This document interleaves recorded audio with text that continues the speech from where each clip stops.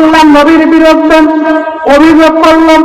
ইয়ামিনের বাদশা হাবিব বিন মালিককে আবু জেহেল বলল, না আপনি একটু মক্কায় আসেন, কারণ হলো মুহাম্মদ আমাদের বাপদাদার ধর্মের উপরে চুনকালি মারতেছেন, আমাদের ধর্ম নিয়ে কটাক্ষ করেন, আপনি একটু আসেন মুহাম্মাদের বিচার করেন।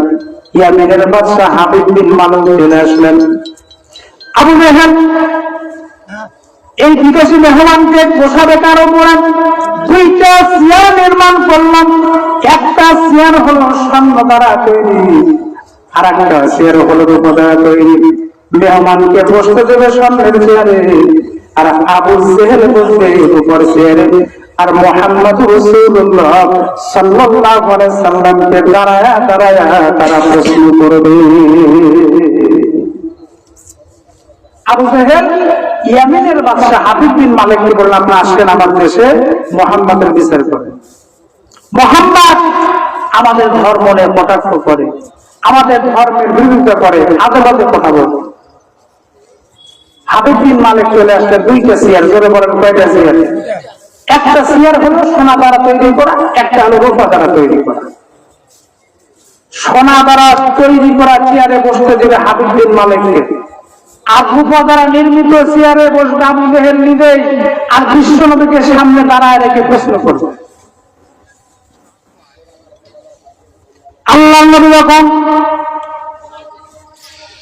আবু জেহেলের ডাকে সাড়া দেওয়ার জন্য ঘর থেকে একটা নৌকা করে নবীজি যখন বের হবেন, এমন সময় আবু বকর সিদ্দিক রাদিয়াল্লাহু তাআলা আনহু আল্লাহ নবীকে বললেন, হুজুর আপনি যাবেন না, আপনাকে অপমানিত করবে, আপনাকে বেইজ্জতি করবে।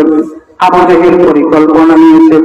আল্লাহ নবী বললেন, আবু বকর চিন্তা করো না, কারণ স্বয়ং আল্লাহ আমার সঙ্গে রয়েছে। আসতে বলেন সুবহানাল্লাহ। বিশ্ব নবীকে অপমান করবে।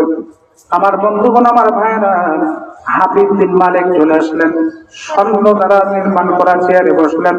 আল্লাহ নবী বিশ্ব নবী যখন সামনে চলে আসলেন, হাবিব বিন মালিক বিশ্ব নবীর মুখের দিকে তাকায়া, আল্লাহ নবীর চেয়ারের দিকে তাকায়া হাবিব বিন মালিক চিন্তা করলেন, এরকম সুন্দর মানুষ, এত ভালো মানুষ আমি আর জীবনেও কোনোদিন দেখি নাই।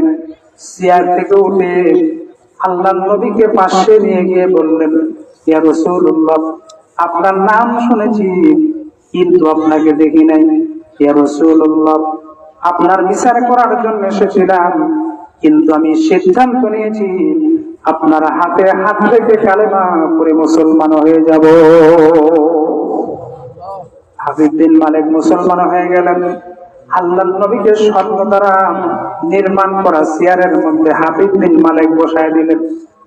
মেহমানকে ডেকে নিয়ে আসলেন আবু জেহেল। হাবিব বিন মালিক যদি আল্লাহর হাবিব বিশ্ব নবীকে স্বর্ণের চেয়ারের মধ্যে বসতে দিয়ে যদি হাবিব বিন মালিক দাঁড়ায় থাকে, আবু জেহেল কি আর ওই রূপা দ্বারা তৈরি করা চেয়ারের মধ্যে বসে থাকতে পারে? জোরে বলেন পারে?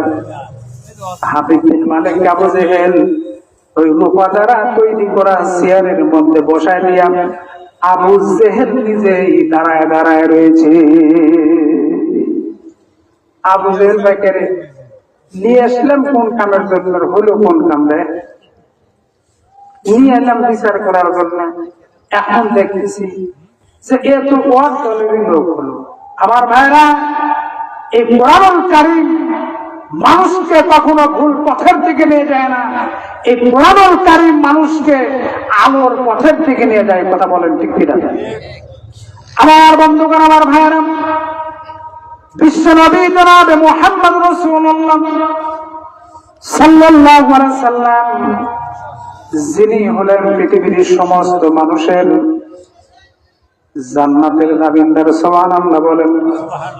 আল্লাহ নবীর সুপারিশ ব্যতীত কোন মানুষ আল্লাহর জান্নাতে যেতে পারবে না।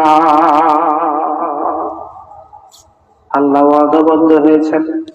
নবীদের মদিনা জিন্দেগীতে ঘটনা, আল্লাহ নবী 3 দিন পর্যন্ত কোনো খবর পাওয়া যায় না। সাহাবায়ে কেরাম কাঁদতে কাঁদতে পাগল।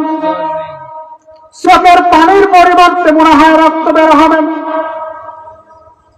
এদিক দিয়ে বিশ্ব নবীর 2 নাম্বার সাহাবী ওমর ফারুক রাদিয়াল্লাহু তাআলা আনহু প্রকাশ্যে ঘোষণা দিলেন, হে মদিনার কাফেরেরা, মুশরিকেরা, মুনাফিকেরা, আল্লাহর নবীকে কোথায় গুম করেছো? আল্লাহর নবীকে কোথায় তোমরা